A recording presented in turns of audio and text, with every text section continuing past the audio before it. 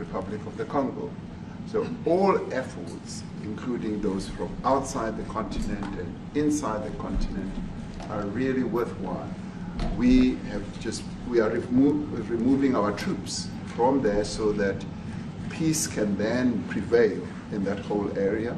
And we hope that with the support of the international community, we will really have peace in that area. It's so vital, it's so important for the whole region. Well, we sent our people there, and I think we did a very good job, as headed by my friend, and that was great. That was great. I mean, I'm just hearing phenomenal reports because all I'm hearing is death, and they're chopping heads off, and it's horrible over there.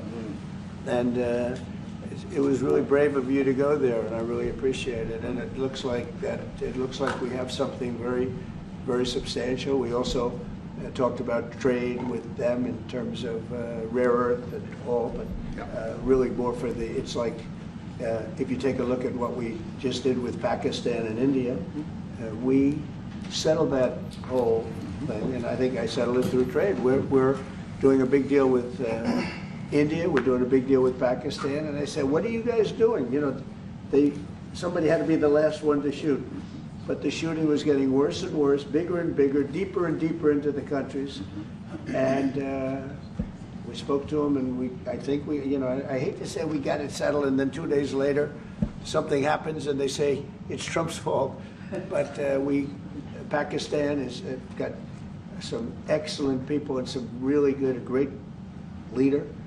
And India is my friend, Modi. And he's a mutual friend. Yeah, he's a great guy. And I called them both, and we just did something good. We're trying to settle Russia, Ukraine. We spoke with President Putin for 2.5 hours the day before yesterday. I think we made a lot of progress, but that's a bloodbath. 5,000 people are being killed a week, 5,000 soldiers a week, not including people in cities and towns that are also being killed. So we're trying to help.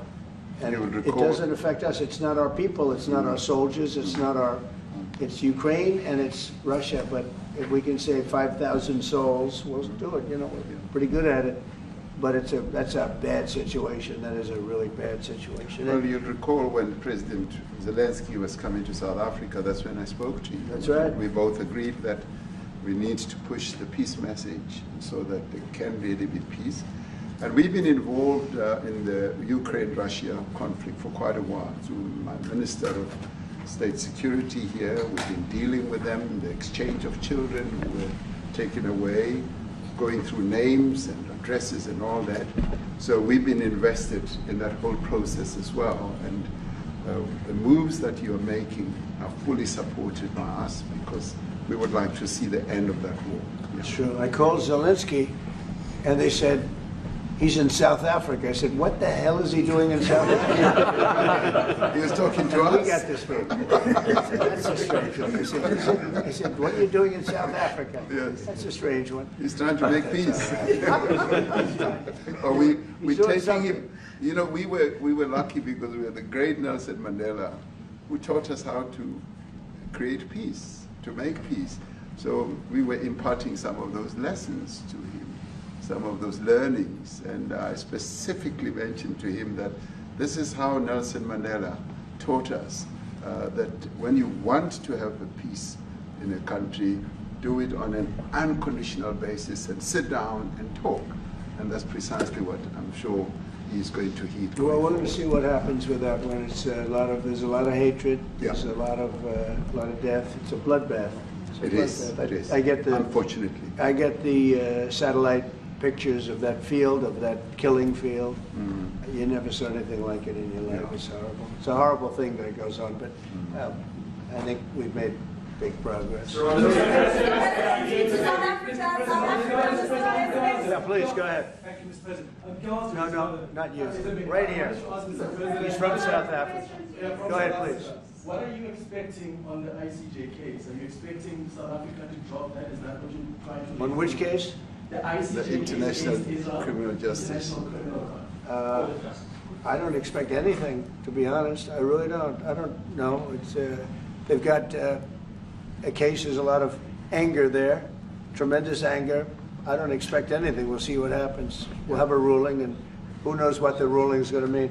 Yeah. On that subject of Gaza, Mr. President, are you going to be speaking to Prime Minister Netanyahu about Israel's renewed offensive? There's been a lot of concern from European countries. The Pope has expressed concern.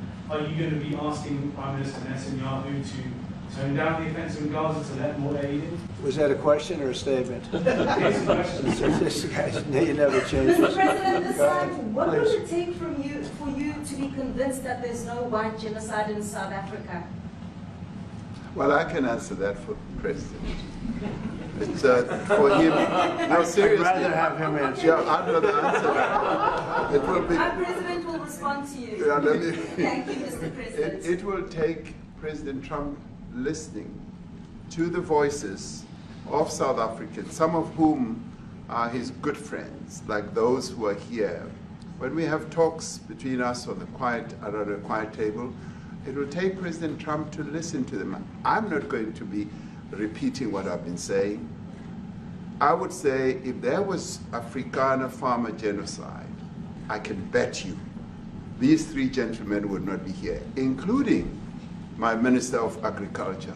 He would not be with me. So it'll take him, President Trump, listening to their stories, to their perspective. That is the answer to your question. But, Thank you, Mr. Mr. President, I must say President that Trump. we have, no, wait. We have thousands of stories talking about it. Sure. And we have documentaries, we have news stories, and that. Is Natalie here, somebody here to turn that? I could show you a couple of things, and I would